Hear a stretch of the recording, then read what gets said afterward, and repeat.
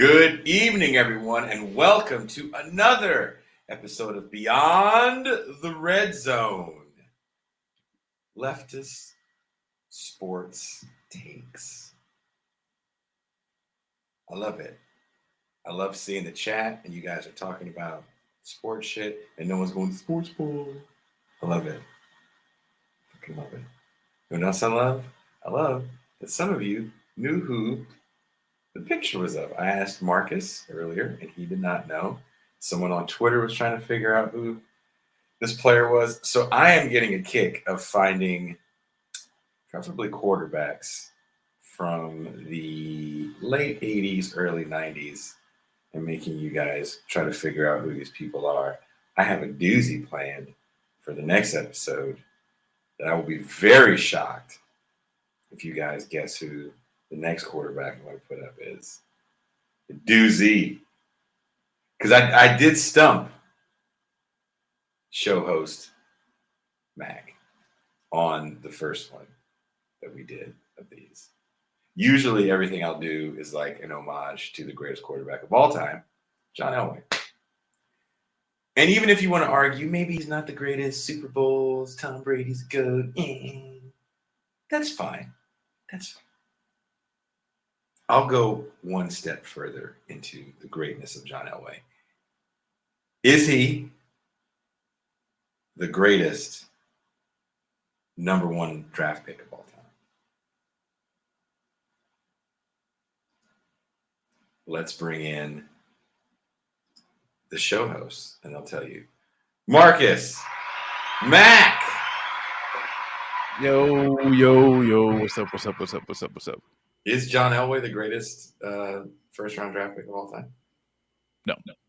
Who's the greatest first-round draft pick of all time? Oh, well, if you go, I was kind of like, my quarterback, Any position? First round. Any position? Well, no, when you're saying best quarterback ever, in my head, I'm like, you got fucking Joe Germain, the University. You got motherfucking Craig Krenzel, the Ohio State University, and you're over here throwing out scrubs like John. How do you? Now I got to find footage of Elway coming back on Ohio State, a ranked Ohio State team with a horrible Stanford team in like '82. Ask Jake Plummer about Ohio State. That's right. Right. Fuck that. I mean. All right, I'm done.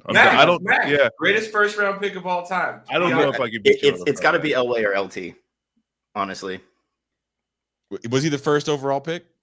Oh, I mean, I thought we were just talking first round picks. Oh, sorry. You're talking number one, first overall. Keep looking. I'm digging here, man, but like I think it's like not fair too. Is just even like his after career. The fact that like it's hard to take. Yeah, great Odom. That's.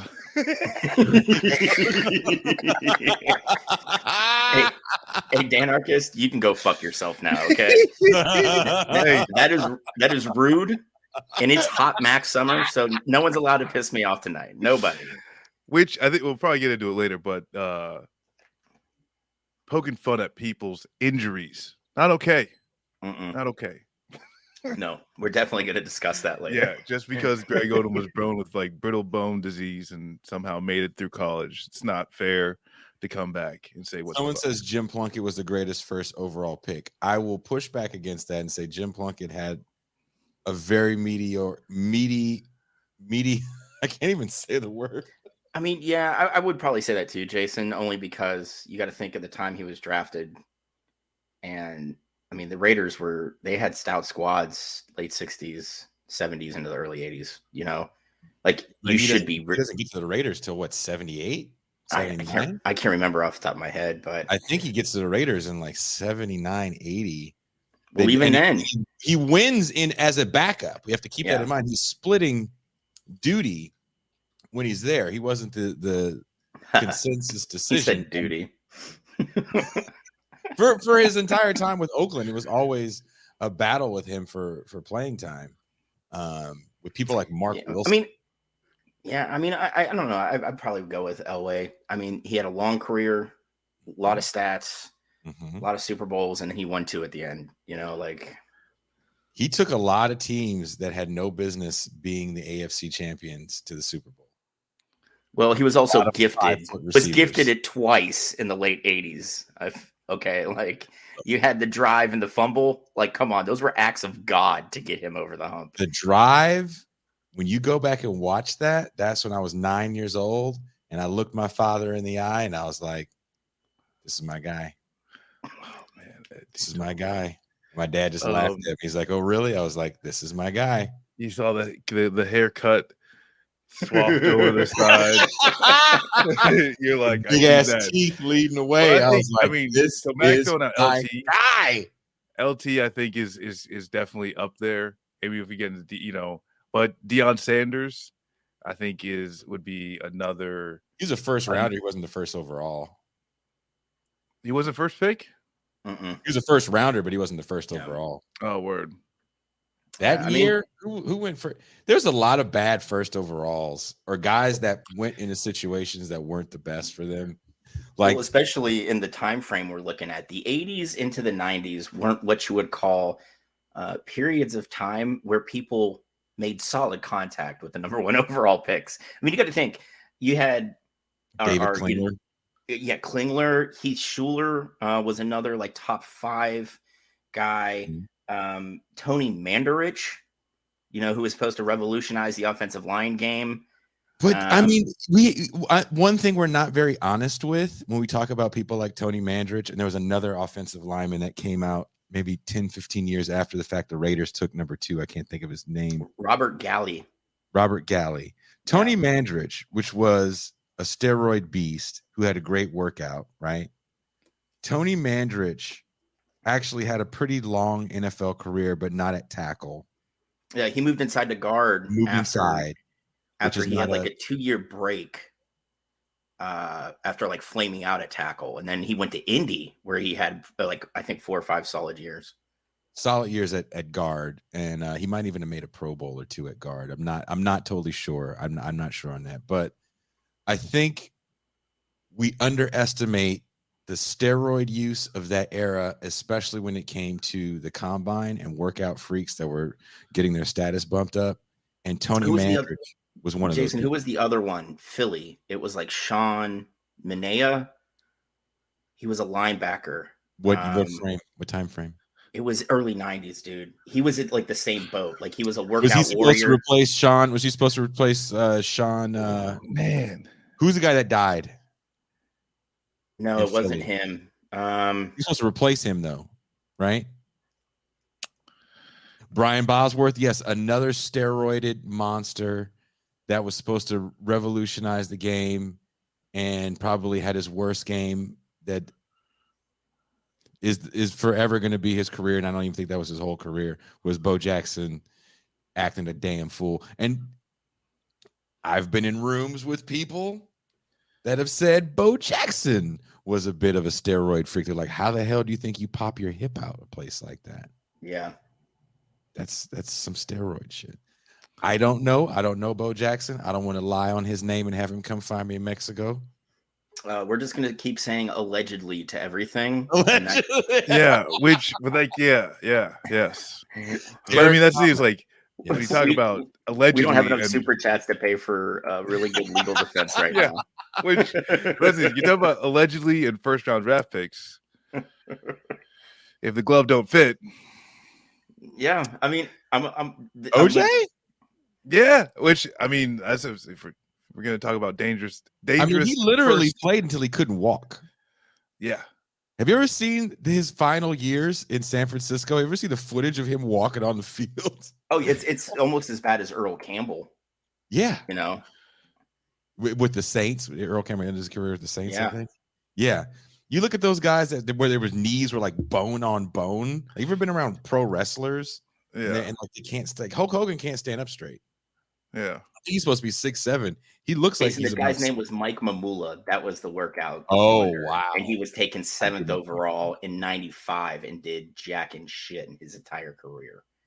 But he was a dude that like jacked up like 225 like 30 times. And he was the workout warrior and then just showed he didn't know how to play football. He went to Boston College. You never trust a Boston College linebacker. Romanowski.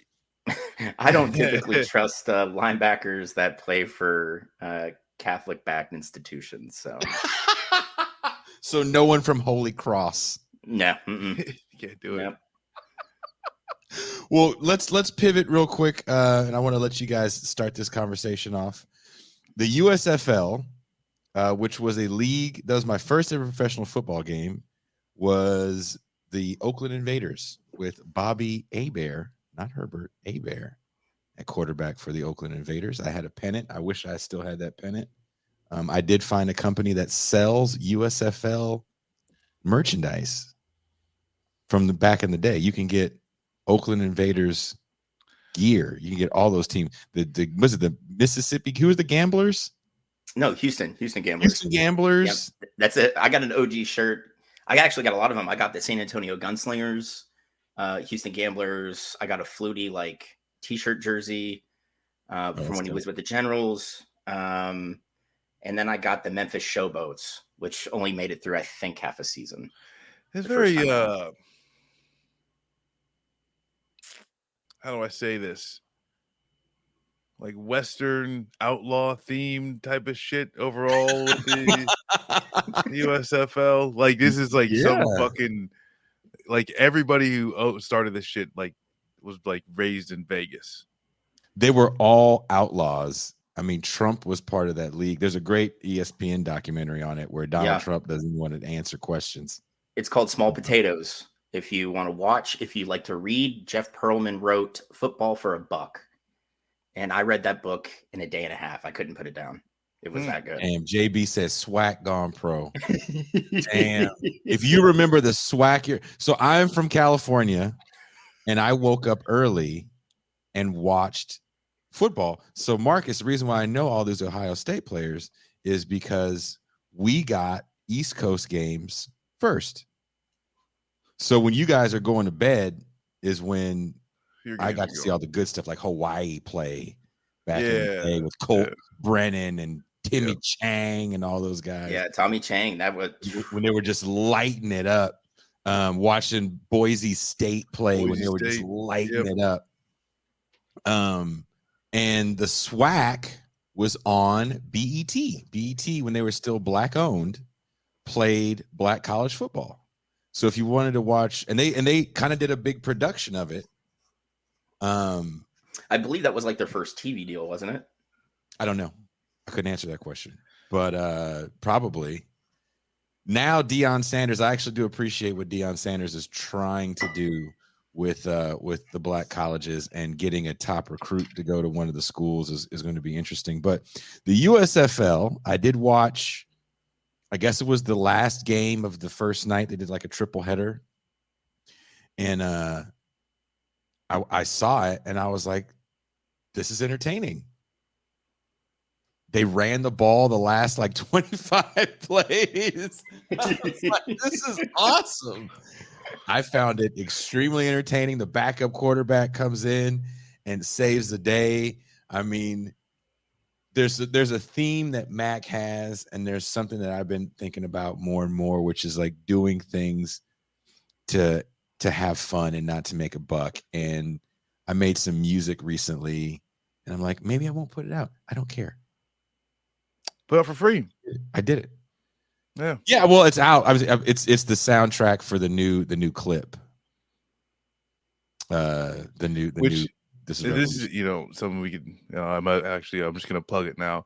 But a friend of mine started something called Shared Records, which you could search for it on YouTube and on Bandcamp as well. But it's just free music. It's just free. A lot of lo-fi or the synthwave, vaporwave shit. Just people to find. I don't know. And it's just an easy way for people to say, hey, I make this type of music. You listen to it. And if enough people listen to it, their YouTube will be, monetized. They got Patreon and all that type of shit. But it's just a way of we make music to make music. If you want to support us, go ahead. But, here it all is. But more people should do that. Right? It's just like Carsey Blanton doesn't charge a flat rate for her music. She did the song Shit List, where she had the cheerleaders and then Richard Spencer getting punched in the face. Yeah. Like she's just like if you go to her website, she's like, just put a dollar amount in and I'll get you the album. So like she doesn't give a shit, man. But like for me, like I love the USFL so far. And if you haven't watched it, if you're really into defense, you're gonna love it. If you like offensive football, maybe not for you. Because what dictates good offensive play is offensive line play, right? The offensive line for any of the teams has not gelled whatsoever when it comes to pass blocking. So it's been atrocious to watch them try and run pass plays. Yeah. And so we had said, hey, I want to talk about the USFL. I'm like, all right, apparently I got to watch some fucking highlights of this shit just to even get a grasp on what's going on. Better vibes than when He Hate Me came out. More, it's definitely more professional, in appearance and play and everything like that. But not bad, not bad. Like I was like, okay, this is actually like pretty good play. But like, like you said, that's the thing that sucks is with the NFL, there is a level of maturation. Like there's no new systems really created in the NFL. Even if you get a brand new team that might suck for a year or two, but you got the Baltimore Ravens as well, right? Or like so and that's what's kind of difficult, and like just base layer shit. It's a lot easier to deconstruct things to construct than it is to construct. So just building an offense and having it be a reliable, like thing, it's pretty difficult. And like offensive line is like one of the most important things, but also too, it's like a defensive line. That's like having one good defensive lineman, and you could have a good defensive line. Having one good offensive lineman, and you will probably have an absolute dog shit offensive line. And that type of dynamic makes it really, really difficult to kind of like get this thing started up, and who, like, especially too, is like, are these players like, is this all they're able to do? Is this their one job that they're doing? How much time is spent in, like all that's going to factor in, but not bad. Yeah. I mean, and the kicker is it's like they took their time at first, but when it came time to get people on the field, and you could tell, and it's always easier to implement defensive game plans and playbooks than it is offensive game plans and playbooks. So a lot like what we saw in the AAF, which somebody asked if that already bid it. Yeah, it bid it the year before the XFL 2.0. And that could be a whole other episode that I just rant and rave against Charlie fucking Ebersol over, but that's neither here nor there. But it around week 5, you saw the offenses start playing very, very well, right? And that's when the AAF died out in week 6. XFL 2.0 died in week 5, right? So you saw a scoring pickup and in that time frame, but like with the AAF, they brought in a majority investor named Tom Condon. He owns the Carolina Hurricanes NHL team. And he was kind of like just dangling the money they needed in front of them, and then never gave it to them. So that's why they were writing checks that were bouncing for pay or play and like putting them up in hotels and shit. The one thing the USFL I think is doing smart is doing the bubble play, just in Birmingham, where all 8 teams are playing, in 2 different stadiums and they're all kind of there. It's going to save a lot of money up front. And then the championship games in Canton, Ohio at the Pro Football Hall of Fame Stadium. Yeah. So like for year 1 with Fox money behind it, we probably see him make it through. I think it's year 2 is going to be where, like, if they decide to put everybody back in home cities, like, we'll see what we have as far as fan support. Because like, if you're from Birmingham, are you really going to like watch the, fucking Michigan Panthers? Like, do you care? Yeah.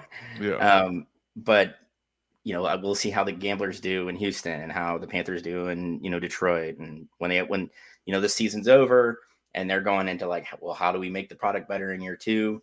We'll see, because next year you got to think there's going to be like a 2 or 3 week overlap with XFL 3.0, who's holding its season later than the USFL, but there will still be some overlap.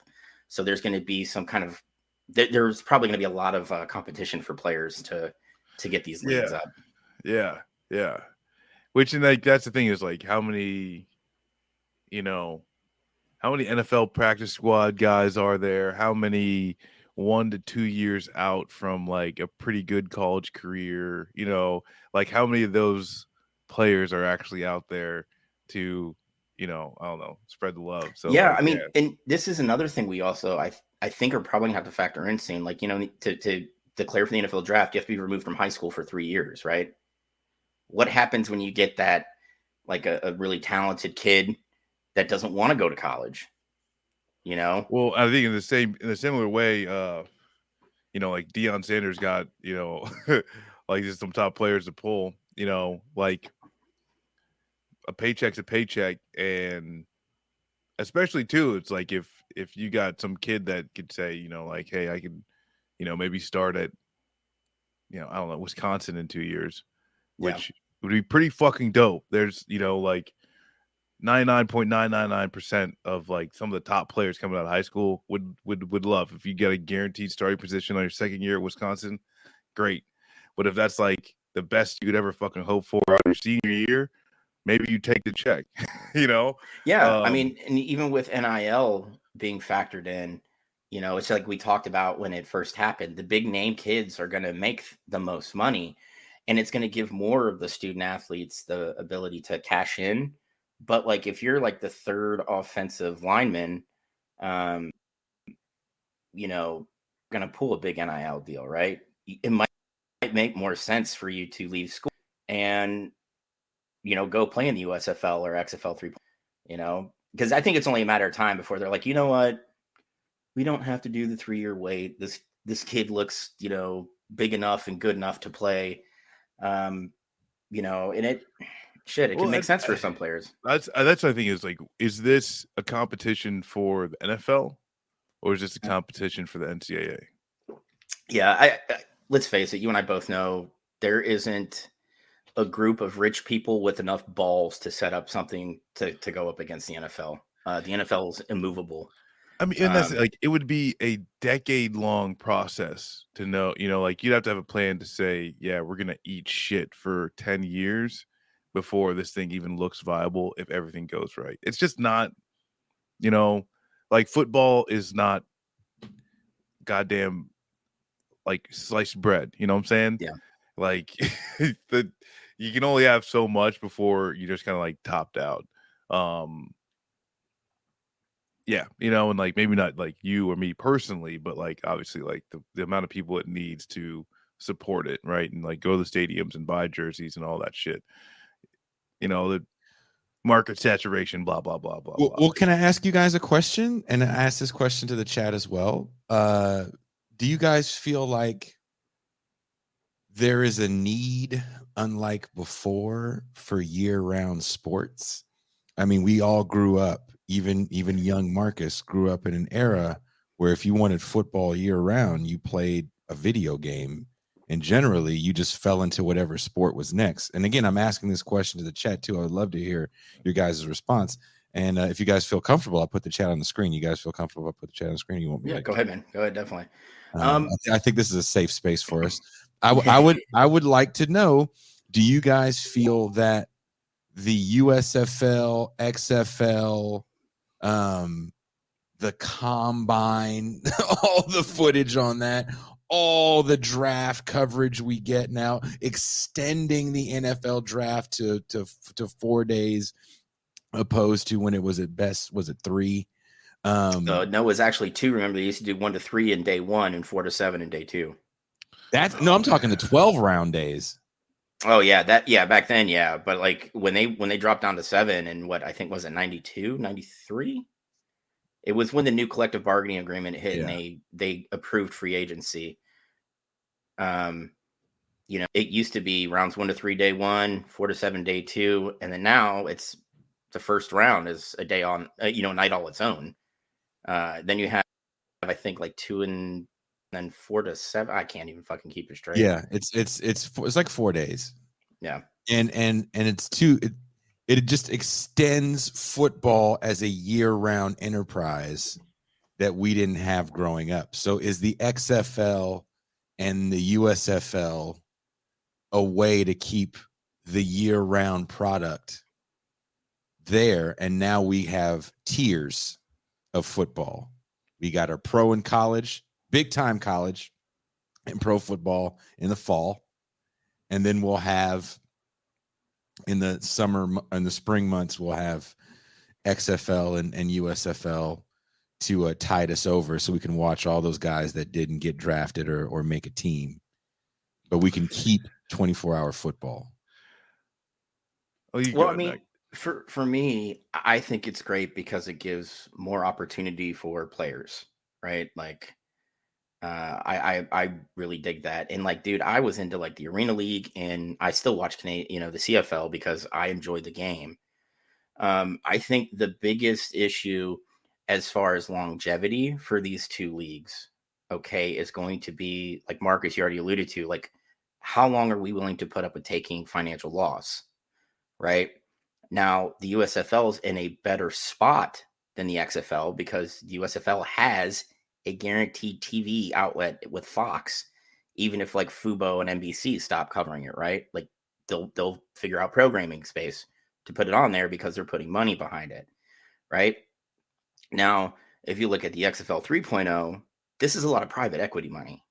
You know, the brand and the league name were purchased by, Dwayne Johnson and his ex-wife, but as rich as they are, they do not have the money to float 8 teams with all the equipment, all the support staff, all the player salary, the insurance. Like, they don't have that kind of scratch. So there's a lot of private equity money here.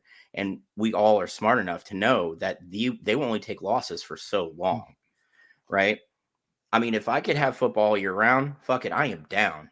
Dude, let's do this. I will watch these games because I just genuinely enjoy the sport. But are the backers of these leagues, are they willing to take the losses? Okay. And then also, how do you do fan engagement? Right? Like, how do you do fan engagement? How do you get young kids on the hook? Because let's face it, kids drag their parents kicking and screaming into things that the parents have no interest in. But, we're going to go because that's what the kids want to do, right? So, like, how is the USFL marketing itself to younger fans? I think that's a big thing that they're going to have to figure out because, I mean, look at how poorly baseball's done. Some of the best baseball players ever are currently in Major League Baseball, and nobody knows who the fuck they are, right? Because they don't know how to market. They're losing a lot of young fans because the games are super long. And what has Rob Manfred said? You know what? We're going to do better fan engagement. We're going to get involved with legalized sports betting. Like that's his fix. I don't know if you guys saw this, but it was a big deal locally. But the Oakland A's just played a game where 3,000 people showed up to a major league stadium. 3,000 people. More people showed up to the A's minor league team at 5,000 people than the Oakland A's, who are playing okay baseball. Yeah, I mean that's the kicker of all this is that Rob Manfred is openly allowing the owner of the Oakland A's to torpedo that team, so they have a justification to approve his, the owner's request to move to Vegas. That's what he wants. Classic fucking Major League. Mm-hmm. Classic fucking tale of Major League, right? God damn. Yeah, I mean, let's face it, the fucking Las Vegas, Clark County, and the city have shown, hey, we'll publicly finance whatever. Just bring these teams here, keep them bringing them, keep bringing them in, and we'll just keep building space for them to play. Yeah. Well, and that's the thing. So for me, you kind of split it between dealing with what we have now, and then hey, what would this look like in socialist utopia? What we have now, obviously, talking about the money, I don't think it's there. I don't think it's there as far as getting people in the stadiums. getting people buying jersey and consistently in the stadiums. I just don't think it's there. And like some of the issues you talk to of like, how do you actually get some type of connection to the community? How do you actually get some buy-in from like younger audience so that's like actually having people like wanting to engage in this thing for years, right? Hopefully until they die. But it's kind of fucking hard, especially too, is like when the NFL is completely adverse to any of these things. They could look at it as like a development league type thing.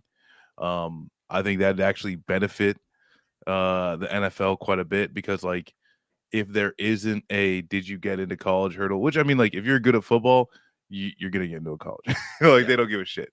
If you're good, you're fine. But like that's the thing is like there there are people who do get have to deal with some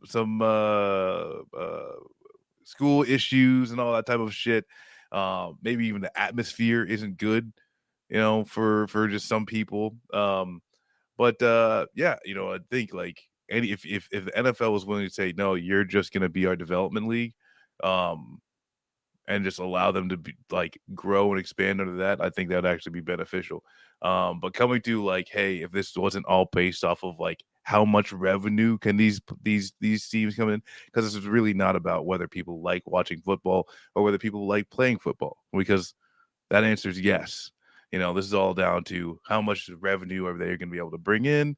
But if that wasn't the case, then like, yeah, of course, what I'm saying? And like, it doesn't really matter if the stadium's full or not, I'd actually that like a baseball game that's only got 3,000 people in it, that's more likely the one I'm going to go to than the one that's packed. Yeah, I mean, I mean, have space to stretch out and drink beers. But at the end of the day, is like, the developmental league part of this though, Marcus, is it was USFL when they bought the World League of American Football and turned it into NFL Europe.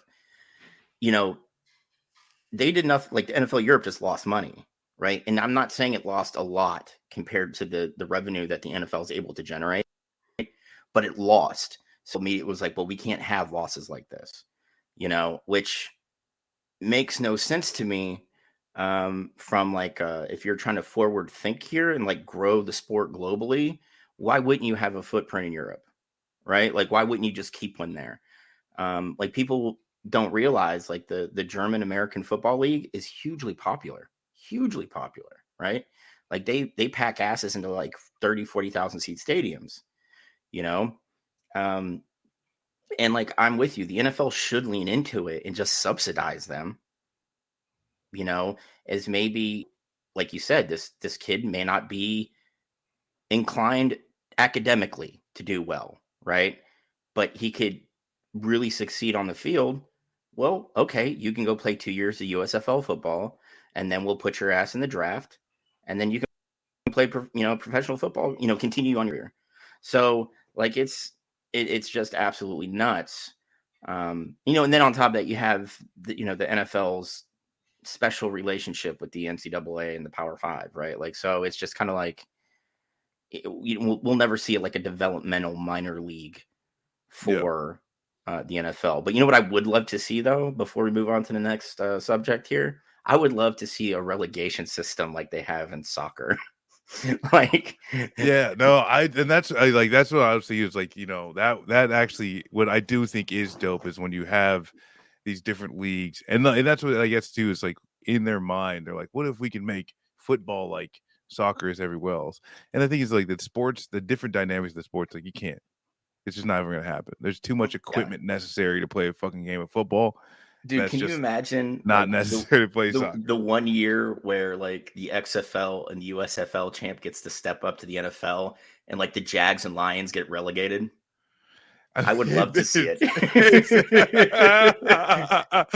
But that would be fucking dope. But it would be years of actual buy-in, and especially from the NFL, and like that's in my head too. If you're in the NFL head shed, instead of getting whatever comes out of the NCAA and the fucking cockamamie offenses that those coaches are coming out, you could actually have some control over a league and the style of play that could be a better feeder to the systems and everything like that. And that's one thing that like those minor league teams, they give you, that pulling someone from USC and someone from Florida and someone from OSU and all these fucking things, that's never going to get you. Getting guys that are already in the system and then stepping up when, you know, someone retires, breaks their leg, or you just got the hot hand in the dice game and you're coming fresh, you know, like that just makes it fucking better. But no, I mean, the NFL is a bunch of fucking greedy assholes. Yep. And they're going to try and get theirs. And then you got these other groups of greedy assholes that are just trying to get there, you know, like that's that at the end of the day, that's what it is. And although, I mean, like, I hope it's successful, right? I hope it's successful. Well, before we move on, I want to throw a monkey wrench in everything because, you know, that's my job. Mac makes Listen, if you're not coming out saying relegation would be awesome, we don't want to hear it right now, Jason. I want to speak to something you said about the Power 5 conferences and a moment in the mid 2000s where a lot of big time players that are just now starting to retire were coming out of the smaller conferences. Randy Moss, Ben Roethlisberger, Chad Pennington. Who else was coming out of those small schools? Well, I mean, even with Randy Moss, he was at Marshall for, you know, the season. Before, yeah, you know, like the supposed problem child that he was, right? He was supposed to be at Florida State. Mm-hmm. You know, he that's where he was supposed to be, you know. But I mean, even then, when he was at Marshall, his first year, they were still 1AA and like the powerhouse of 1AA, you know. So he was on an outstanding team. And yeah, I mean, there are a lot of small school like legends that come up, but Jason Taylor, I think, went to Ohio University. Akron, he went to Akron. Was it Akron? Mm-hmm. There was a moment where, you know, Charlie Fry, I think, might have went in the second or third round, and he did. He went in the third round to the Browns, and then ended up starting some games there. And as well, he also started games in Seattle. Getting back to our thumbnails. Our thumbnail, the quarterbacks of Seattle that aren't the ones people know.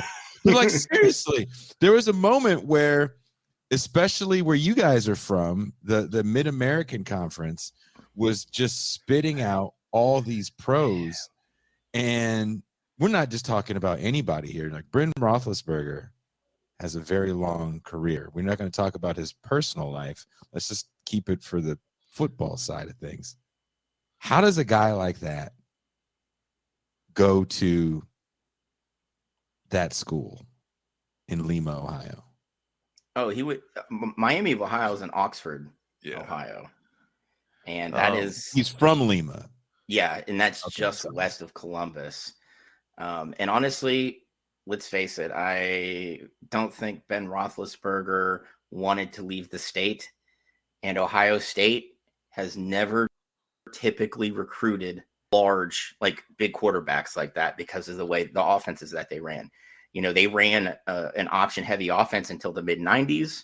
And then you saw them kind of go to like a more an I form where kind of a caretaker quarterback where we had like the Joe Germains and the Craig Krenzels, you know, come to the forefront of Ohio State lore. And then when Urban got there, you know, they did that, you know, the zone read spread. So you didn't need a big quarterback. You needed somebody that was more nimble. He was there before Urban. This is who was the guy before? Urban? Yeah. But I'm saying like Tressel ran like an I form or not. Tressel ran an I form. Cooper ran an I form, and in the 80s, Cooper ran a straight option offense. I mean, that's how Kirk Herbstreit got his name out there, and he was more of a passer. So, like, Ohio State never recruited big, strong arm quarterbacks like that. It didn't fit the offenses that they ran. And honestly, outside of Ohio State, I mean, Ohio teams make up, I think, like 40% of the MAC, and at one time maybe even 60%. You know, but how does he not get recruited by SC? And you know, listening to Ryan Leaf tell his recruitment story about going to Miami. Not Miami of Ohio, but Miami in Florida, and meeting The Rock as a 17-year-old high school senior on his recruitment trip and all this other stuff. You know, that dude, honestly, I just don't think Roethlisberger wanted to leave the state. He was a big fish in a tiny pond in Lima, and it's 4 hours from home. I mean, the dude played his whole entire professional career in Pennsylvania, which I think is only like a 5-hour drive from Oxford, like that area. So like, he's not far from where he was like the biggest man in town. And some people get off on that shit. Me, I never want to stick around a place long enough to where I'm like a fixture. Because at that point, I need to get the fuck out and go find something new to do, Yeah, I mean, like, as far as, yeah, I don't know why specifically Ben, like, stuck around, like, maybe you like the fucking prey in Ohio. But I mean, you guys are two what Ohio was the original? natives. What was the original question? Was it all about Ben Roethlisberger? No, I was just using it as an example of there was maybe four guys. I'll have to find that draft class. I think there was like 4 guys or 5 guys that went off in the first round of that. Was that 05? I think 04 draft. Maybe it was in 06. I can't remember off the top of my head. That were coming from small schools, and there was another draft the year before, and then the next year where there was more small school guys coming. Byron Leftwich is another small school guy. Yeah. And who's his backup that ended up starting?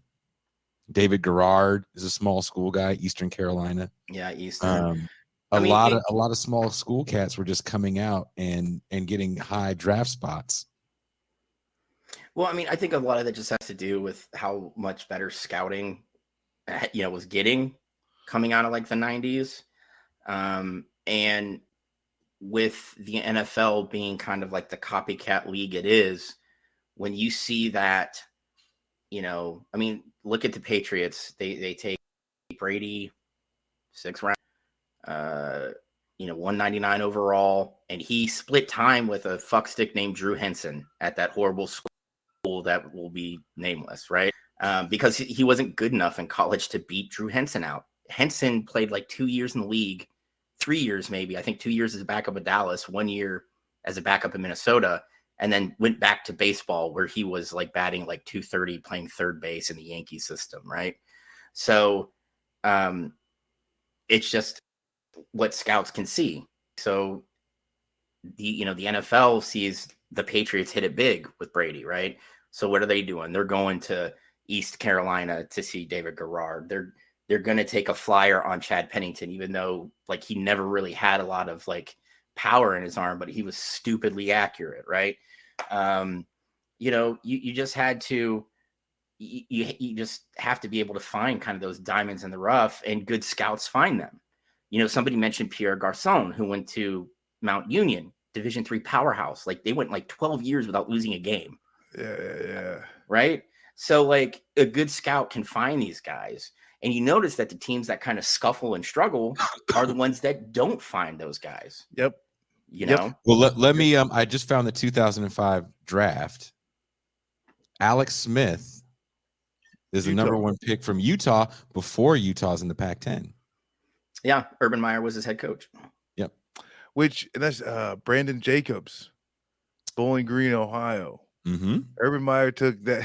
He'll be like, they were in game day and shit like that. That was wild. Yeah. I'm going to tell you, these are the small school picks in the first round that I can find. DeMarcus Ware from Troy State.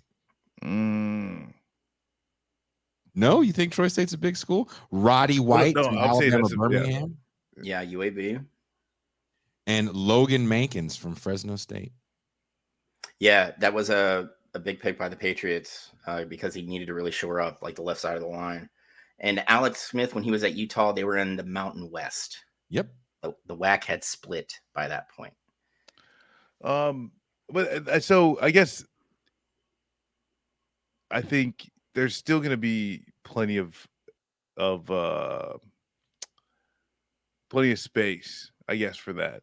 But I get really at the end of the day, I think it would just give, if you do have some of these other development leagues, or if other leagues that could be utilized as a development league, you're just gonna have more opportunities for that, because the thing is, like, baseball does it, NBA does it, like, I mean, hell, with the NHL, you're looking more at development leagues than you are at actual colleges. You know, like the NFL is completely reverse. To where it's like, oh, you went to college, but it's like, good luck getting on a team, fucking dweeb. You must suck.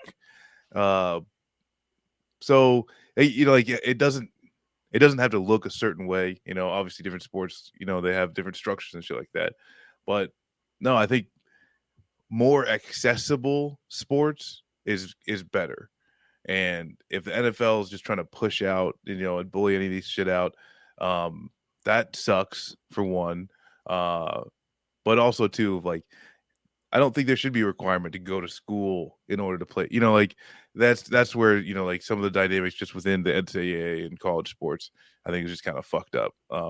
Because there's tons of people who are just there to play that sport. Yeah. And like, why waste a professor's time? Why waste a seat in the classroom for someone that doesn't want to be there, or it's not going to show up anyway? You know, like, Yeah.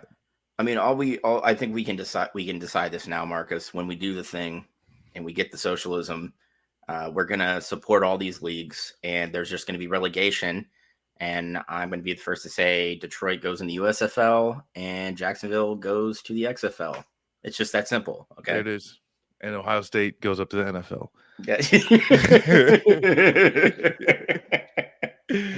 All right, what do we got next? Autumn Leaves is not going to like this next one, but I think it was important considering that it was part of the biggest trade, you know, at the trade deadline was the flipping of Ben Simmons for James Harden. And, you know, we're seeing that Ben won't play this year. No. He's not going to play. Yes. Because the Nets are getting knocked out of the playoffs. That's what's going to happen. Yeah. But also, I mean, I don't know if you want to. Well, I mean, I was curious how this was going to unfold because, like, at first, you know, it was that, you know, he was dealing with mental health issues. I'm all, you know, like that. Yes, please. More players need to, when they're struggling mentally, take a time out, get away from the sport, get away from, you know, the spotlight, take care of yourself. Right. And then it was, well, he's having all these back issues and, you know, the Nets are in the middle like of the playoffs and they could really use anything, because, you know, KD is struggling, Kyrie is struggling right now. You know, I think KD's kind of already checked out because like during the press conference after the last game, he was just like, yeah, man, I'm just kind of forcing stuff. And, you know, really here, you know, it's just like, this is a playoff game, man. And you're not here. Wow. Yeah. But I mean, I'm just going to go ahead and say like this is probably one of the worst trades of my lifetime. Right. And the thing is, nobody is touching Simmons if like the Nets want to just get rid of him in a salary, because he's just going to get paid way too much. And, you know, like they're stuck with him now. Yeah. And I don't know if Kyrie sticks around. I mean, Kyrie left a championship winning team in Cleveland, forced his way out, right? Yeah. Like to go to Boston and then force his way out of there to go to Brooklyn. And what do you think is going to happen when you're not winning with Kyrie and the way he thinks? Like, peace. This team could be really bad again very quickly. Insanely quick. Well, and I mean, that's the thing is like, you could be, you know, like where it's like Ben Simmons now is this take, you know, like a focus outside of the sport, outside of actual play. It's like you're in the fucking playoffs and probably gonna get fucking swept. Like, yeah, not a good fucking look. You know what I'm saying? So I mean, like, and that's the thing is like, what if they're dealing with the fact that it's like now they have to make Ben Simmons their franchise player because, you know, everybody's outside of like, I'm not going to deal with this shit. And we just, in like the NBA just is a league, in which case, if you're a big enough player, you just do whatever the fuck you want. And like, you know, bulldoze organizations and shit. That's which honestly, like, I'm all for. I am all for. Yeah, you know, I think it's important for players to be in control of their careers, but I also think, kind of on the flip side, that they have fought tooth and nail to get these guys the paychecks that they get, right? Like, and they deserve it, I think.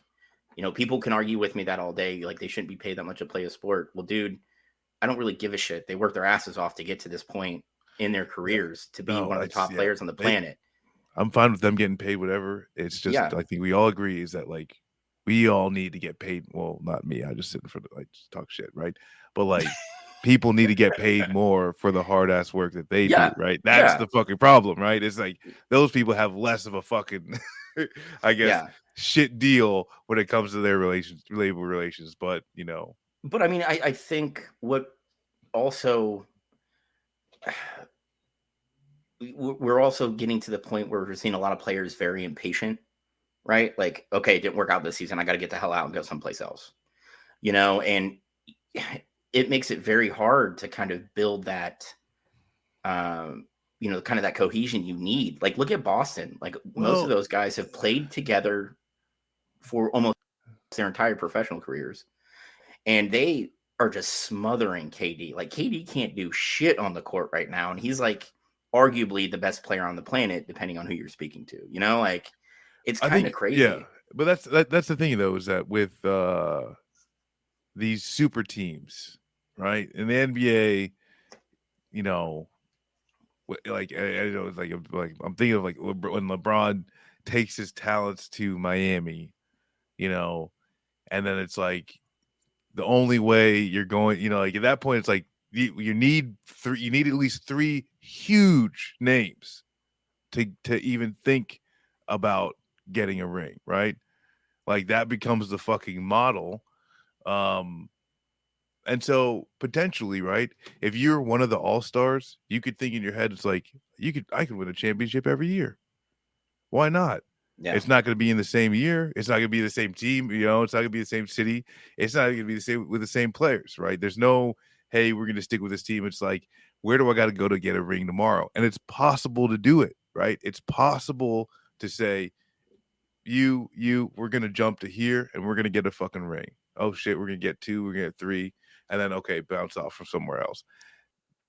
That, I mean, I don't know. And like that's where too is like I agree, you know, for players being able to choose, hey, you know, I want to do whatever. For a fan, there is a different dynamic, right? That you know, there's a different dynamic on the fan side that actually wants to get to know the, you know, like the players, want to develop those fucking parasocial relationships, wants to be fucking dodging them drunk driving on a Friday night, right? You want to develop those close relationships with the players on the sports teams. Can I ask you guys a serious question? Again, this is to the panel and Mark bringing up. I was literally talking about this earlier today. They brought up Maurice Clarett earlier, so I had to look back. You had to get back in there. All right. I remember when you almost got shot hanging out with Maurice Clarett.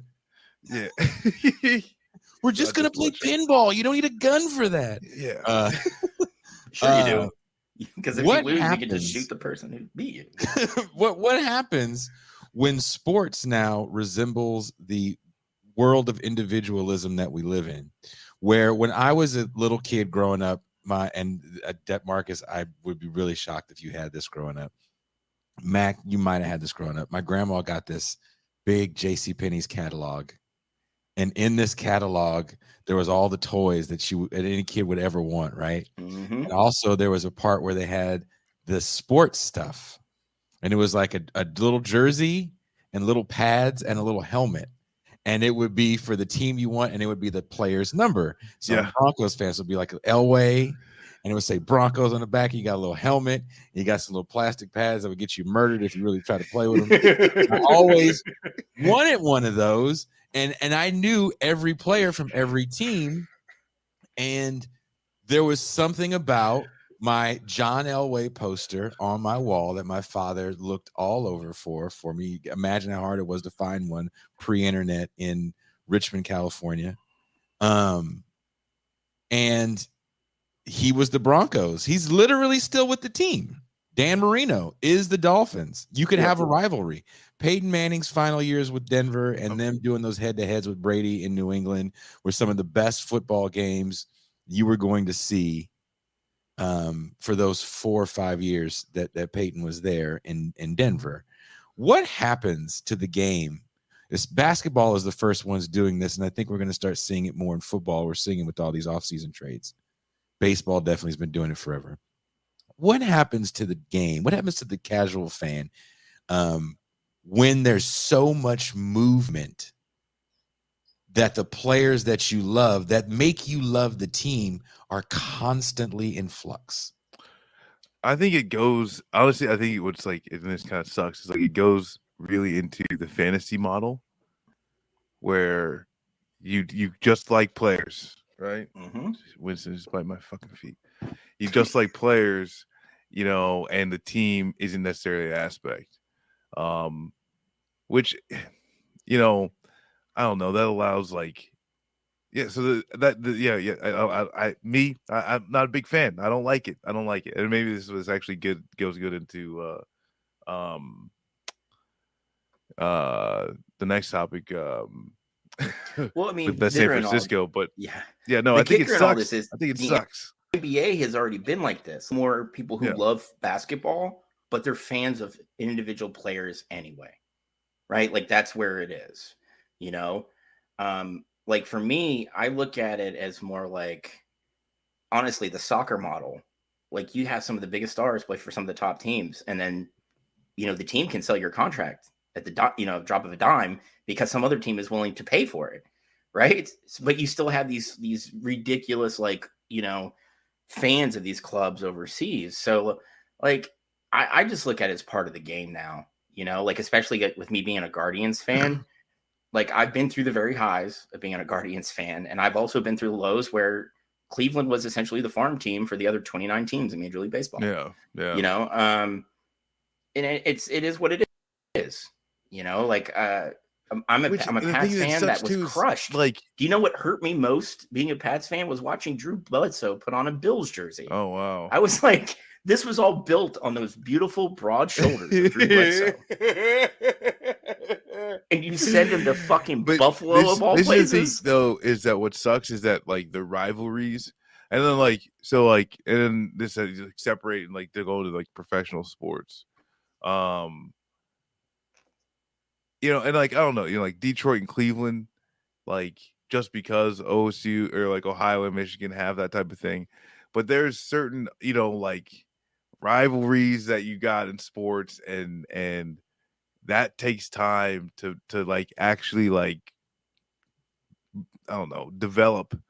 That dynamic, it takes time to develop, and once players start going back and forth, and like you completely lose it, right? You lose that extra dynamic of like, this is a special game, not because any fucking stakes are extra on the line, but because I really, really hate this motherfucker right here. Yeah, I mean, I don't know what that is about sports that I like, but like it's just part of the dynamic that there's just, you want to win every game, but bro, honestly, if we lose every game but beat Michigan, it's fine.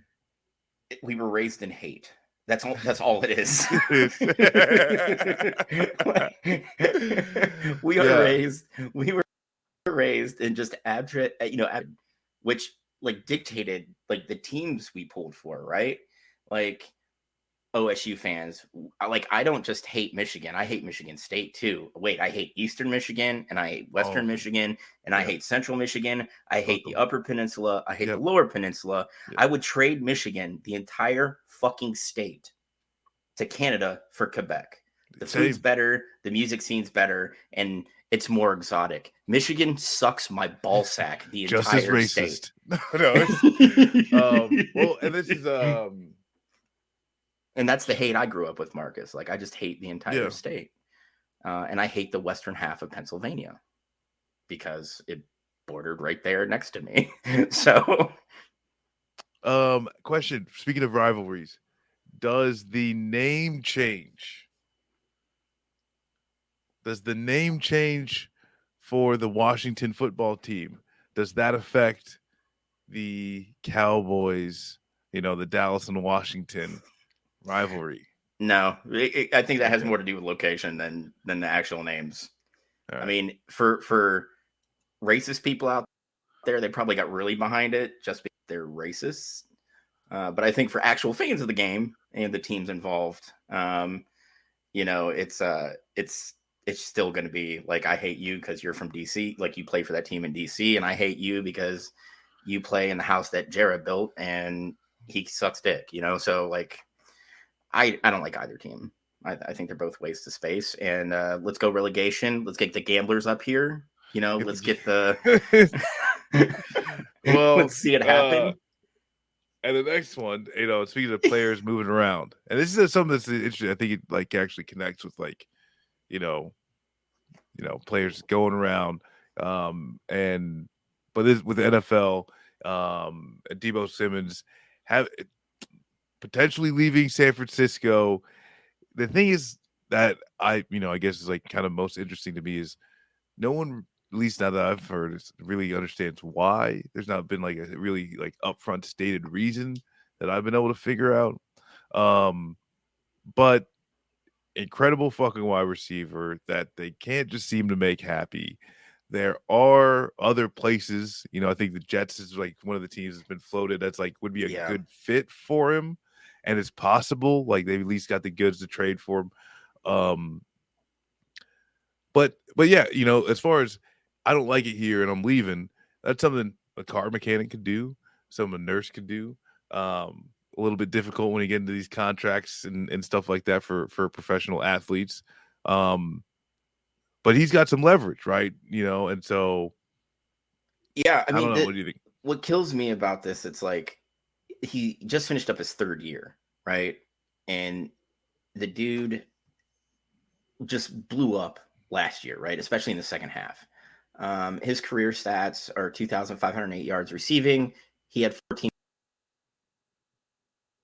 that last year, right? Like career, he had 6 of those last year, right? Like, so he really just blew up. And not to say he wasn't like ridiculously talented. I just think it took Kyle Shanahan a little time to figure out how to get him comfortable in the offense, right? But Shanahan's offense is perfect for him. You know, he had 1,405 yards receiving last year, 6 receiving touchdowns. He had 365 yards on the ground, 8 rushing touchdowns, right? Like this dude just balled out. Good play. Yeah. Which and that's what was like good system for him. But like, yeah, the dude could ball. Like he gets his hands on the balls, and you don't know what's gonna fucking happen. And then he's in the end zone. You know, like I mean, he's a taller, more jacked Tyreek Hill, right? Like he is. He's a very physically imposing wideout. Now, I mean, this is just like speculation on my part. You know, we saw Tyreek Hill sign this huge deal. Wide receivers getting paid crazy money. But we also know that NFL teams are notoriously like trying to find a way to get over on players. So I think a lot of where Deebo is coming from is that he, during contract negotiations, is not going to get wide receiver money. They're going to sit, you know, the Niners will bring up some shit like you're a hybrid player. So we don't need to pay you wide receiver money. We need to pay you what, you know, kind of like as a mix between a wide receiver and a running back. Do you think fantasy numbers to a certain extent drive player prices, because Deebo is kind of a machine in that category that we've never seen before, in the sense of you compared him to Tyreek Hill. I don't see Tyreek Hill in the backfield as much. He's different than Percy Harvin. He's different than I think anything we've ever seen, because he's we saw Cordarrelle Patterson.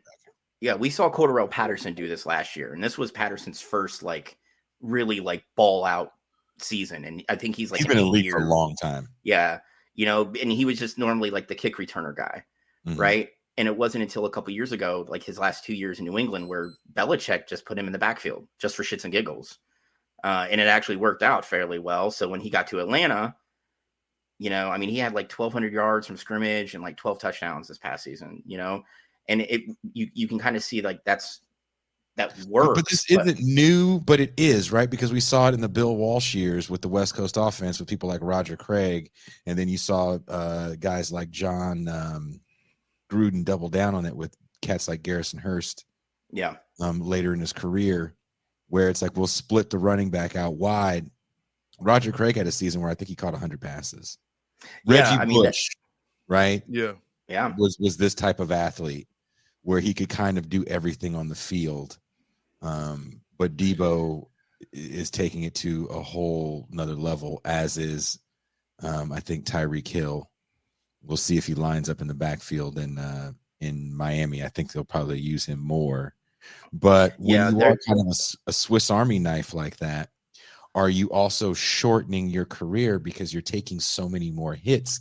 Unlike, say, Steve Largent, Charlie Joyner. I mean, these guys yeah, played double-digit years. Will Deebo taking those hits inside? The guy runs hard. And Tyreek Hill, another guy, really gets hit hard inside. Much like fighters, and no one really talks about this with the NFL, much like fighters, you got to cash those checks. yeah. When you start taking those hits and you're holding on to the ball, we saw it with Keyshawn Johnson at the end of his career. He was never afraid to go over the middle. It's like you can't keep thinking that those checks are going to get cashed. Yeah. Yeah. The thing with Deebo too is that it's one thing to, and like, right, he runs hard as fuck. Like, it's like a motherfucker that runs downhill. Like, this, it's one thing to run downhill into a safety or a cornerback.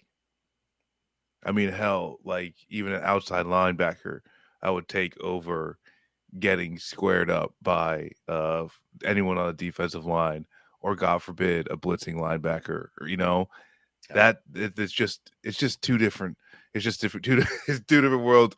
And like, I mean, like I play sports. You know, like those hits. Like the clock is fucking ticking. You know. If you ever see let's say it's like a wide receiver be unfortunate to have to like, do on a sweep and get squared up. Yeah, there's that, and like this is, it could be one play, right? It could be one fucking play, and then Deebo's gone, right? And it's just what could have been. He's got a lot more longevity, taking on taking on the safeties than he does linebackers and defensive line. JB1, thank you for the super chat. I appreciate it, man. But he's got a question for us, Marcus. What does Deebo, San Francisco, and not over money say about San Francisco's supposed franchise quarterback, Trey Lance? I think Deebo is more comfortable with Jimmy G only because Garoppolo has kind of like the game experience that Trey Lance doesn't. For me, Garoppolo, before the upper body injuries, and he's had multiple shoulder injuries. The dude is just like, I don't know how he has a labrum, rotator cuff, or like he's taken some pops, right? But I think that's what it is. Like, as a wideout, you want to know the quarterback is going to be able to make his reads and make the throws. And Jimmy G, given time, can do that, right? But he's also a guy who will throw 4 interceptions in a game and only have like 5 other completions. So, like, for me, I think it has a lot to do with not trusting the young kid coming up.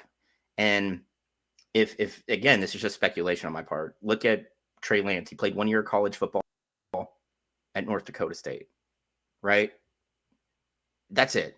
So, I can see Deebo's hesitancy, but I think Kyle Shanahan is probably one of the top game callers in the league, and that you should have a little faith in what he's able to get out of Trey Lance before you kind of like hit the eject button, like, I want the fuck out of here. Yeah. But I mean, again, like I want Deebo to make his money. I really do. Yeah. I want him to get that bag and carry on his career. But like, for me, this is kind of weird. Like, this is really weird. I mean, that's something like when like Ben Simmons, or Deebo, like completely different situations.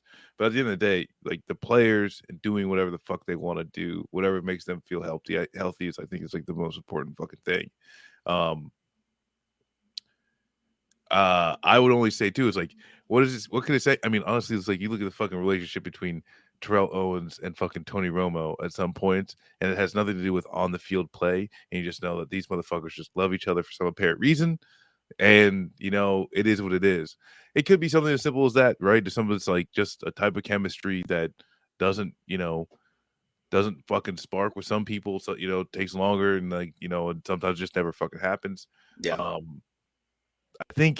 I feel like it's more than that on kind of like, at least coming from Deebo, and like how reluctant it seems on his side to even like have any type of like reconciliation with San Francisco. Yeah, it seems like a little bit more than like, hey, I don't have dude, trust in this quarterback. because like he was at a club last night and somebody had this I don't know why you bring this to the club with you, but it was this like giant handheld marquee sign that said Deebo's not leaving, and like Deebo's in the same club, and he like somebody's recording this, and Deebo's like like he's already saying, nah, dude, I'm fucking out. I'm not dealing with this shit. Yeah. But like, I was just like, one, again, what bouncer is going to let you bring that shit in? Because Marcus, they were on the dance floor just holding that shit up. And I was like, what the fuck? And then Deebo's just like standing up like, No. So like, there's something wrong with the relationship there. I don't know if it's like general manager, who's paying his fullback $5 million a year for a position that's rarely on the field, right? Like, I don't know, man. Like I said, I think this is kind of weird because it's not like Deebo's been in the league 10 years.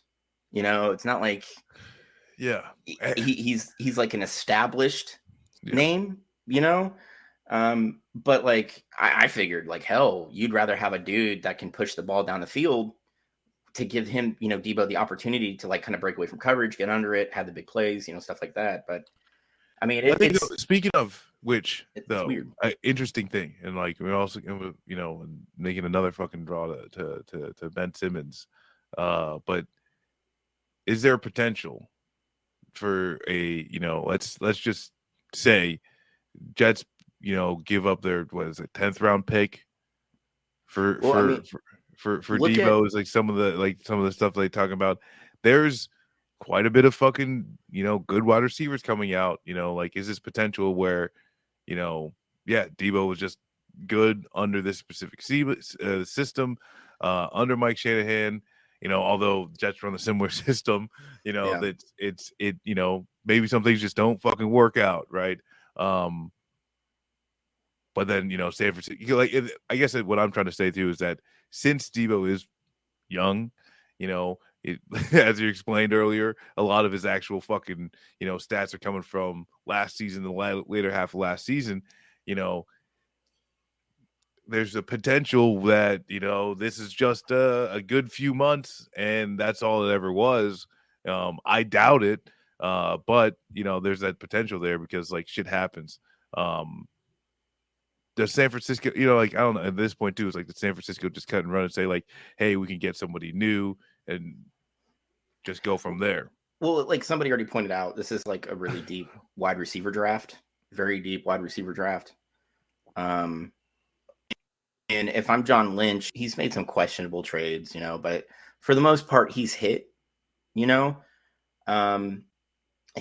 San Francisco out of like the Trent Baalke years, which, Baalke went from running the San Francisco 49ers in the ground. Now he's currently running Jacksonville into the ground. So I don't know how he keeps failing upward into more jobs, but like, that's neither here nor there. Like if I'm San Francisco and at 10, if I can get a guy like Olave or Wilson from Ohio State, the dude from Arkansas, there's another one coming out of Penn State. There's a lot of good wide receivers in this draft. If I can get a haul for Deebo, why not? That way you can move back up into the first round because you're gonna get a first rounder and return for Deebo, and then probably get like a third and maybe even a later pick of the following year. But like it would give him the opportunity to plug holes that are on that team, and you can still like draft a guy, a wideout that's ready to play now. So I mean it's plausible. I don't think John Lynch wants to do it because Deebo is like, the fans love him. But Whoa. JB, knock it off. Name a good wide receiver out of Ohio State in the last 20 years. Them are fighting words, sir. Yeah, I can name. Fuck, who is the guy? And like, actually, the name's slipping me, but for the Pittsburgh Steelers, they end up fucking getting some rings there. Santonio Holmes. Yes, Santonio Holmes. Come on. All right. And then you got Terry Glenn. You've got Terry McLaurin, and Washington's doing a great job. The wideouts from Ohio State can do some damage. So, sir, David Boston before he got hurt all the time. Boston, yes. Okay. Like, come on. Actually, speaking JB, of Deebo, you're being rude at this point. Is Deebo like David Boston, especially at his peak roid freak? Yeah, if we're being honest, that's exactly what did David Boston in. His joints went because it was carrying 230 pounds of muscle with 2% body fat. It's not sustainable, man. His bones literally pulverized his own. His muscles pulverized his own bones when he was doing curls. Shit. But no, I think to the point though, it's like, I don't know, if I'm a team, coming from a team coach perspective, and especially with this draft, right? And I think even too, it's like you got a fucking wide receiver out of Georgia Pickens, like you got space, you got room, you don't have to fucking force this square peg into the round hole. And if it makes the dude happier to play, like go on with it, you know what I'm saying? But that's the weird too. It's like none of the, it could be this, it could be that, really explains, I guess it explains it to me, but either way, even if it's just, I don't like the weather here, someone should be able to go pick up and go and do their job in a place where they see fit, and yeah, that's where it's like trying to hold on to some player doesn't make any sense. And especially too, it's like with this draft, with the options available, with the fact that like he could get into another system that, like it just seems like you could work around this without trying to have to force it, Yeah, and Shanahan, I mean, they still got Ayuk, they still got George Kittle. Like it seems like Shanahan just finds running backs on the streets and turns them into like 1,000-yard rushers. Yeah. So like there's like he's really good at his job. So I mean I don't know, like if this thing stretches into like OTAs and shit, like it's going to be really like I can see Deebo just saying, you know what, dude, you had the opportunity to trade me. I'm just going to sit, Yeah. And if that happens, like, there's going to be like a grievance filed, the Niners will try and recoup pay. Like that. And all that's going to do is like kind of like what the Steelers did with Le'Veon Bell, when he sat for a year, which is like, fuck you. Yeah. I'll go without pay. You can have it. I want to be a free agent now. So, which I don't know, like I think you need a little bit more stock, right? To start pulling like I'm gonna sit a year. Question. Moving on as we're getting later and later, and I do want to hit this. I thought this was an interesting topic. As Deebo Samuel is taking up a lot of the oxygen in the pundit sphere of where he might or might not go. There's a number 1 draft pick.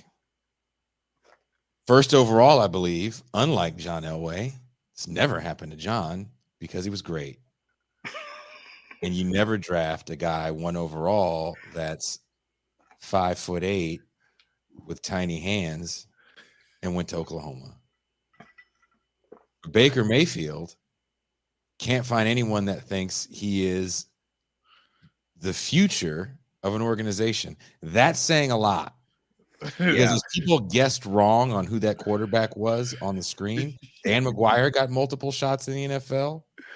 Rick Meyer got multiple shots in the NFL. We've seen a lot of first-round draft picks, especially 1 overalls, get multiple shots unless there was an injury issue. Fuck, didn't Ryan Leaf get a fucking play? He Ryan did. Leaf was with 3 or 4 teams. Mm-hmm. Come on. But really, What is the deal with Baker Mayfield? I refuse to believe he is that bad of an NFL player. I refuse to believe he doesn't understand how a defense works and he can't read one. I refuse to believe he can't read a playbook. What is it about Baker? Someone says Jeff George, another great example. There's too many examples of guys that have stuck around. Why may we see? There's only two guys like this that I've seen. They just disappeared from football. I remember Jimmy Clausen was going to be Joe Montana 2.0. Basically, anyone that goes to Notre Dame that's white, you're going to be Joe Montana. Yeah. Jimmy Clausen was supposed to be Joe Montana. He played 1 year at went 1 in 15. 1 in 15 that year he started. He didn't play defense. He didn't play special teams. You can only do so much. It's one guy. Hey, he was Joe Montana 2.0. All right. Well, actually, at this point, it was like 6.0. What did Joe Montana? Bill Walsh was on the seat. Was rather hot under his wrinkly testicles before the 81 season. For those of you that want to go down we have misty watercolor memories of Bill Walsh. Like he walked in the door just winning games. Hey, Jason, that's because he's football Jesus. He's football Jesus. Now, that's not how we started, right? You're going to do what? No, we're going to run the ball. You're going to do what? You want to draft who? But seriously, Jimmy Clausen had 1 year. I believe the next year Cam Newton comes in. Am I wrong? I think that's correct. Yeah, because they realized that Clausen was what we like to call ass. So Cam Newton, I don't know Cam Newton. I really want to get him on the show. I watched him try to explain the shit he said on that radio show. Oh, yeah. I think Cam Newton he's an interesting player. I remember watching him in the spring game at Florida, and I was like, I think this guy's better than Tebow. He was back at Tebow. Oh, so that was before the computer thefts. Yeah, okay. It was before that, right before that happened. So, Jimmy Clausen plays his way out of football real quick. Jamarcus Russell, you guys can say what you want about Jamarcus Russell. There were other teams that were trying to get him to try out. He just didn't care. Yeah, and it's because he didn't really want to play football. There was a reason he only started a year. I ran into that fool at a Blockbuster in Montclair, which is an area of Oakland when I lived in Montclair once.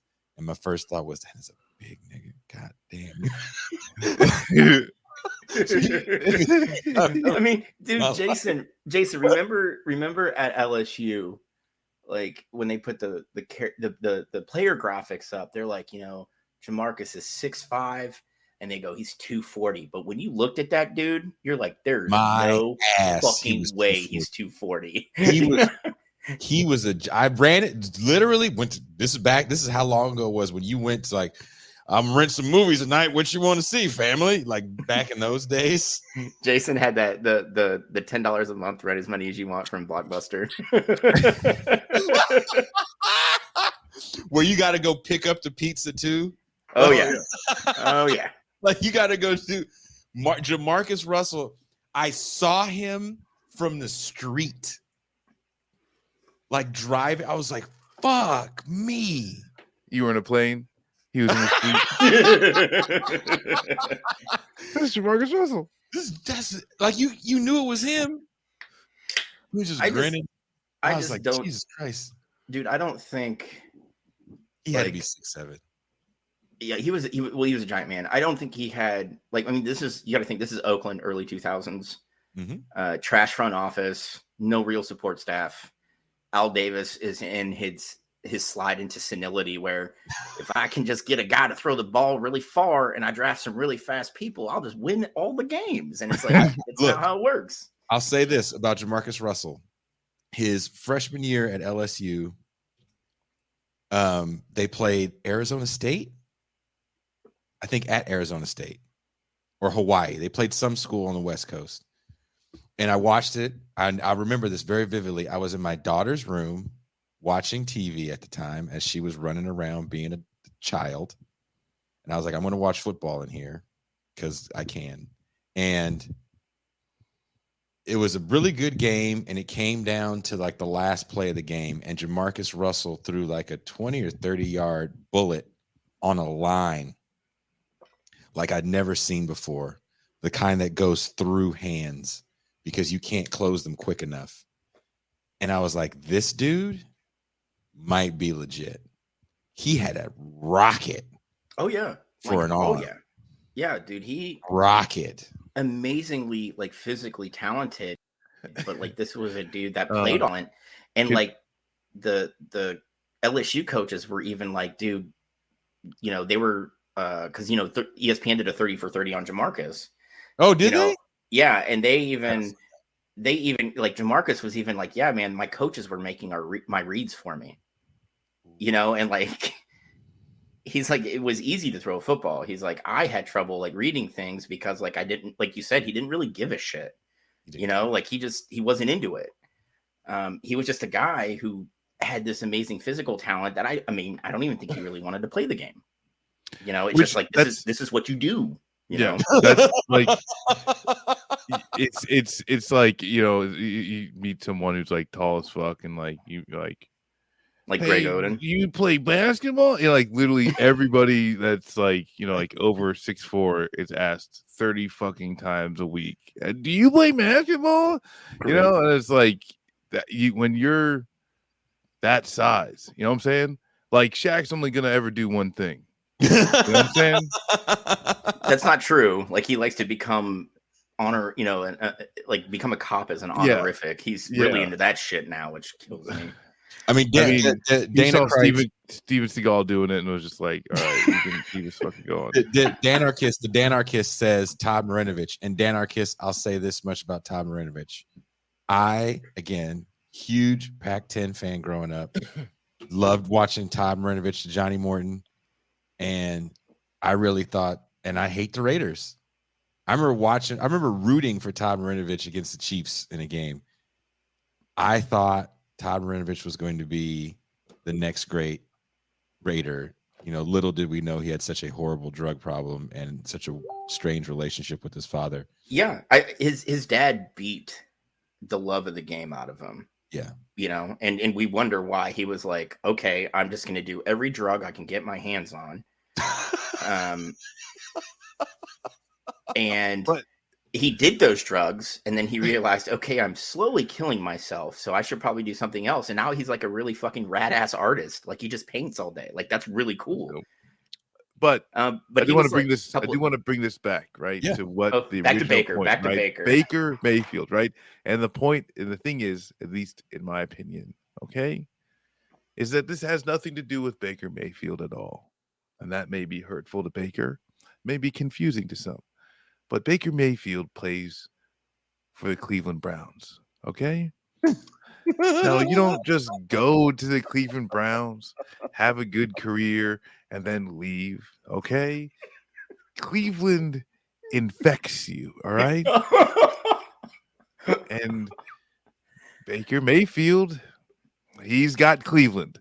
And good luck to you, buddy. And this is the thing. Everybody said it. Every top player that goes to Cleveland, they always say it. Cleveland's going to ruin him. And guess what? It always does. You know what? I'm gonna disagree with you here because Cleveland's fucking awesome, Marcus, and you could gargle my nutsack. Okay, like how am I wrong though? Okay, well you're not far off the mark. Okay? Tim Couch had hope. That's a given. No, Tim Couch did not have hope.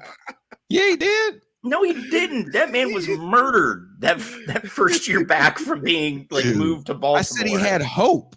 Yeah, that's not hope. You know, I said he had it. He had it. No, that bitch was like, I'm the number 1 overall pick for an expansion team with no offensive line. At that point, when you realize that, you have no hope. It's just, I hope I survive. Like, the only hope he has is to survive. That's just like the defenses we saw in Kentucky and SEC, the greatest conference of all time. You know, but like, I think, honestly, I think it's because before all this shit, you know, with Watson happened, right? Before, you know, like Cleveland front office is flying down to Houston to talk to him. And then, you know, Watson's flying to New Orleans and Atlanta and all that shit, right? You know, like say what you want of Mayfield, like he did play with a torn labrum Like that is a horribly painful injury, right? And then while the Cleveland offensive line, like that's a general strength for the team, they had so many injuries last year, so he just took a beating. There's a reason that like Nick Chubb is getting dinged up all the time, right? Like because that offensive line, when everybody's healthy and present, is probably one of the best in the NFL. But when they have to plug and play, they're not the deepest on the offensive line. So like their big players are getting beaten the shit out of, right? Resurrect Brian Sipe.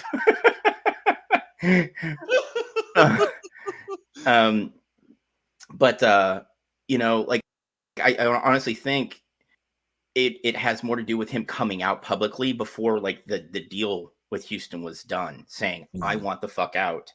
Like you're chasing somebody else while I'm still here after like playing for like 3 different coaches in his first like 2-3 seasons with 3 different offensive coordinators. Like if the dude can digest enough of the offense to play well, I'm not saying good, but he's played well enough to like literally put Cleveland in the playoffs, right? Like 2 years ago. Yeah. Like he can understand a playbook.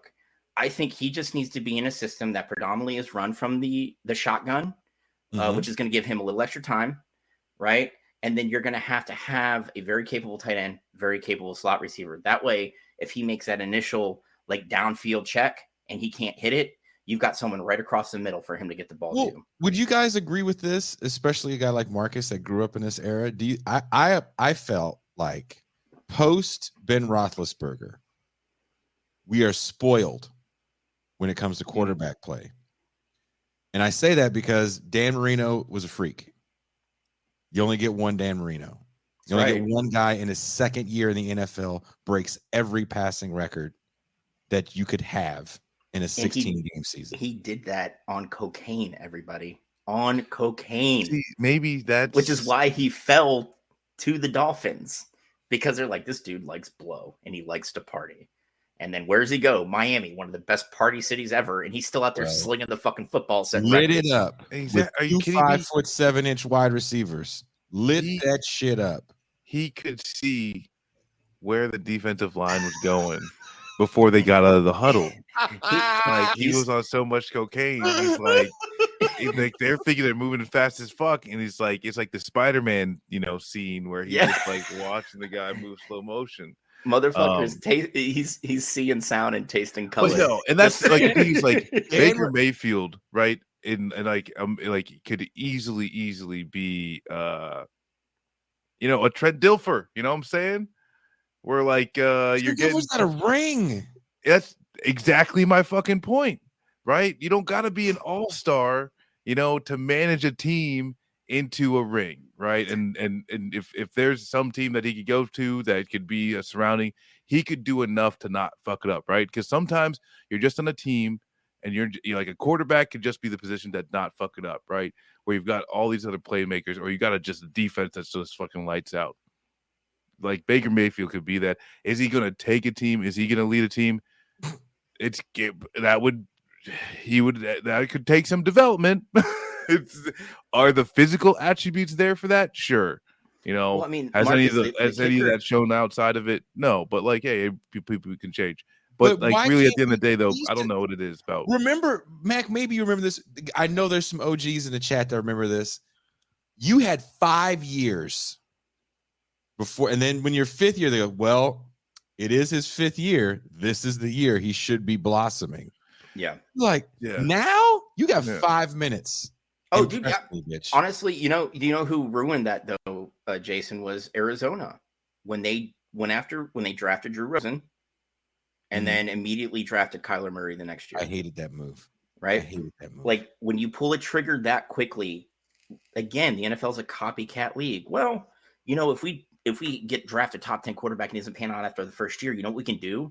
We can just suck and then get another top 5 pick and then fix it. But was that I always wondered if that was some weird 3-dimensional chess with like, let's appease these coloreds with a black coach. He will get nothing in the means of support. And I don't think I don't know if anyone is playing that level of really weird 3-dimensional chess to eat that much shit just for the hopes that this young college guy that has very little experience can come in and then bring in this little man and have this little man be so exciting. Baker Mayfield's a little man. Russell Wilson's a little man. And Kyler Murray is a little man. Russell Wilson and Kyler Murray are the most exciting little people to play quarterback since Fran Tarkenton and Doug Flutie. I like that you Well, call I'm them gonna little go ahead and mans. I'm going to say this, like, real quick, Jason. Like, the thing is, the Bidwells, which is the family that still owns the Cardinals, they're some of the worst owners in professional sports. Like, for years, you could probably stack them in the Sterlings, like 1A, 1B, right? But, like, I don't think any Bidwell, like anybody in that family, and it could be a 4-year-old great-great-grandchildren, child. I don't think any of them are smart enough 3D chess to fuck Steve Wilkes, right? Like, I just don't. I think they're just that stupid to be like, well, we did hire a black coach. We took care of the Rooney Rule thing, and we were really bad because of what we did in the front office. But we're just gonna fire him, hire the nice handsome white man. Like, I just don't think it's 3D chess. I just think they're that dumb. The entire family is that fucking dumb. It could be. Really look at them. I don't want to believe that, Mac. I don't want to believe that the people are that sinister, because you can only write that in a Hollywood script. Who has time to be that sinister? I've also interviewed one of the Bidwell sons that works in the front office. He is not a smart man. I don't know how he has a job. Like, honestly, he's really bad, and he's dumb too. So, like, that whole family's just a group full of idiots. Allegedly, because I don't have to get sued. Allegedly. Well, thank you guys for joining us for another episode of Beyond the Red Zone, where we try really, really hard not to get sued and or canceled. That's right. We don't try that hard. Tune in tomorrow as This is Revolution. We'll be live. We'll actually talk about what we were supposed to talk about Saturday. I changed the title and the image of the Saturday show, by the way, Marcus. Oh shit! Do I gotta go look at it now? It's called Flavored Condoms, Slavery Trauma, and the Savagery of Healthcare. Is that a fair title? I like it. That that hits everything. I think that hits everything. Pictures of condoms, different color condoms. I always said that one to my mom. So I was wondering what I'm up to. Hey, Ma, I just want you to know Pascal I'm doing this is thing. taking a break for the next few weeks. I'm doing this thing, but here's the link. Please enjoy the photo. And so tomorrow I'll be with Doug Lane of Sublation Media. We're probably going to talk also about our big launch party we got cooking in New York City. What? Oh yeah. So Marcus will be there, because if not, I'm going to drive to Virginia and kick him in the balls. I mean, you could just pick me up before then. What if you pick me up and then I'm there instead of you just driving there and kicking me in the balls? I don't know. Just tossing out ideas, Cut down on a lot of wasted movement there, Jason. No, I'm gonna come up on the train depending on the date, but it's I'm hoping that I can catch it on a Friday, so I'll be riding up with all the elected officials, and I can throw milkshakes at them as I go to the concert. But yeah, Pascal is taking a break for a while as Ramadan has wiped him out, so we're giving Pascal a break for the next few weeks. So that being said, the Mau Mau Hour is still happening. There's an amazing group of people that help and support the show. So I was able to reach out to someone. So we're going to have a special guest celebrity Mau Mau Hour for Wednesday.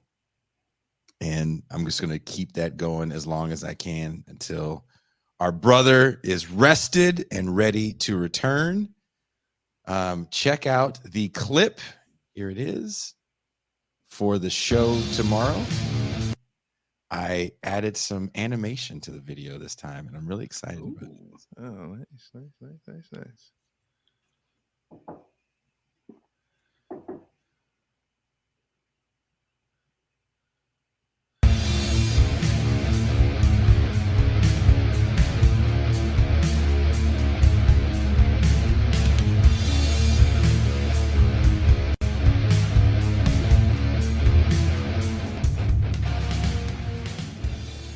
I know you better than you know yourself. Never had Oh, a camera in my head. You're afraid. That's why you can't leave.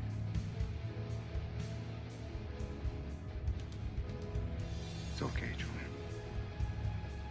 I understand. I have been watching you your whole life. I was watching when you were born. I was watching when you took your first step.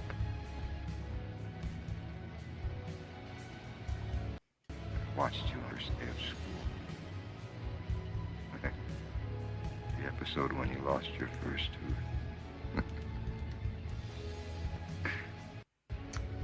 You can't leave, Truman. You belong here. With me. one of the best closers. In the 1998 film The Truman Show, Jim Carrey plays the title character, Truman Burbank, who lives an idyllic life in a quaint coastal town that is a cliche of 1950s Americana. A perfect town free of crime, traffic, or unhappy people. Unbeknownst to Truman, the town, his home, is all a lie. He exists in the largest movie set in the world, where his entire life is filmed and broadcasted 24 hours a day as The Truman Show. From the womb to adulthood, people have followed the adventures of Truman Burbank. From first steps to first kisses, his parents, wife, and friends are all actors. Every experience, every mundane interaction is curated and sold for public consumption by the Svengali of this simulated paradise, the director of the show, Christoph.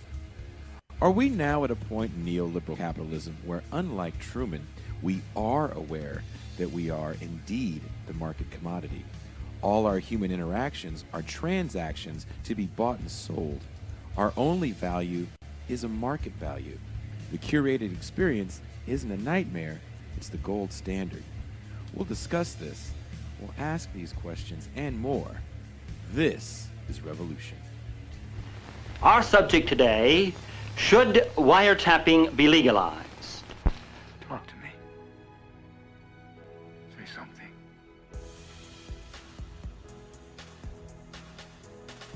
Say something, goddammit. You're on television. You're live to the whole world.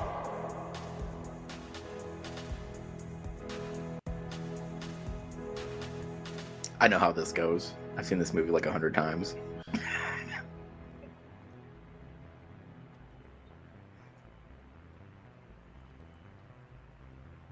In case I don't see ya. Good afternoon, good evening, and good night.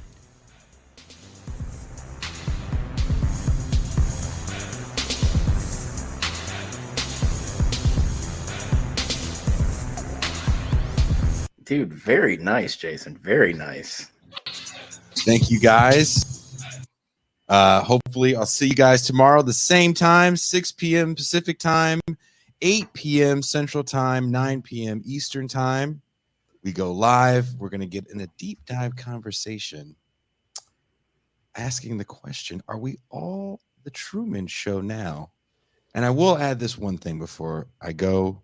There's a little clip in there where you see a dude in a silver bikini underwear and like no shirt. That's actually how I move, how I think I look. Work out and I walk around and then I hit the mirror and I'm like, oh, Yeah. I don't look like that. I feel like that dude. but I feel like that. I do not look like that dude. No.